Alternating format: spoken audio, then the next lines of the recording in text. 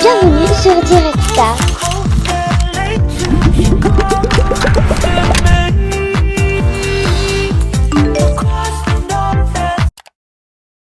C'est pas très mood hiver. J'aime bien sortir marcher parce que ça me calme et je réfléchissais à un truc. Vous voyez, il y a beaucoup de gens qui sortent des vidéos. J'ai pas d'amis. Et c'est fou parce qu'il y a genre un an, j'avais fait un peu une vidéo sur ça où je disais que je me sentais un peu seule et que c'est très dur pour moi de vraiment avoir de vrais potes pendant longtemps. Vous voyez, seule avec du monde autour d'Orelsan, c'était vraiment ma sensation tout le temps. En fait, je me suis rendu compte, même en parlant avec des gens et tout, qu'en fait c'était un sentiment qui était assez commun. Attendez, j'ai pas envie d'écouter cette musique. Je change ça et j'arrive. Et je me suis dit, mais en fait, est-ce que vraiment on pense que tout le monde a grave des potes et qu'en fait finalement quand on est tous tout seuls, bah en fait on a tous le même sentiment de genre personne nous connaît et tout, tu vois. Finalement, est-ce que c'est pas un sentiment commun à tout le monde dont personne ne parlait vraiment avant? On est tellement dans le truc de il faut avoir des amis.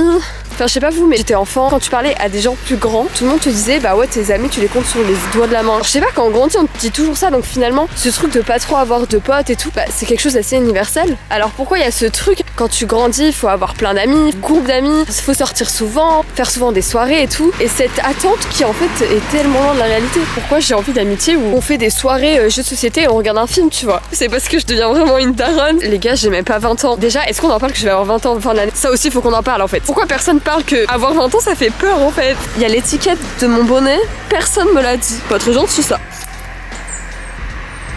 Ça arrive pas à le refaire. Il y avait un chihuahua avec une petite doudoune fleurie. Même moi, j'ai pas de doudoune.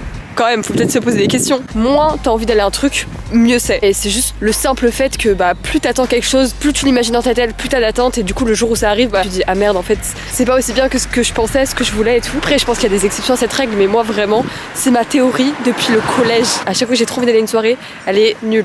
Et à chaque fois que j'ai pas envie d'aller quelque part, et bah à chaque fois je passe un trop bon moment. Par exemple, si j'ai une amie qui me propose lundi de sortir pour le jeudi, je vais lui dire bah en fait je sais pas.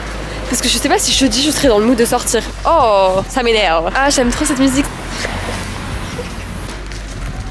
Voilà, j'espère que vous avez aimé cette petite vidéo blabla assez improvisée, mais finalement en fait j'aime trop les vidéos comme ça. Genre j'ai l'impression que vous êtes mes copains et n'hésitez pas à réagir, à m'envoyer des messages ou quoi. Ou si au contraire, pas du tout. Non, vous avez pas cette appréhension avant d'aller voir des gens, ou si vous comprenez pas trop cette traîne en mode j'ai pas trop d'amis et tout. Justement, genre c'est aussi de lire d'autres avis qui permet de construire le sien. J'allais vraiment faire une vidéo où je m'excuse de ma tête.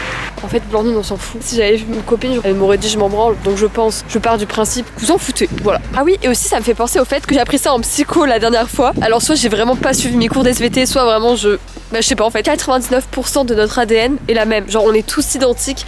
Et c'est vraiment le pourcent d'ADN qui reste qui fait qu'on est tous différents, qu'on a des comportements différents et tout. C'est quand même incroyable. En même temps, ça paraît logique parce qu'on est tous des humains, genre on est tous formés de la même façon, tu vois. Mais je sais pas, ça pourrait être au moins 3%. Non, 1%. Mais d'ailleurs, mon sujet de psycho était super intéressant, c'était sur la génétique comportementale. Et vraiment sur ce débat, en fait, est-ce qu'on est différent de par ce qui nous entoure ou parce que l'on est. Et en fait, la conclusion, c'est qu'en fait, c'est la corrélation des deux. C'est dans un environnement donné, comment les gènes réagissent.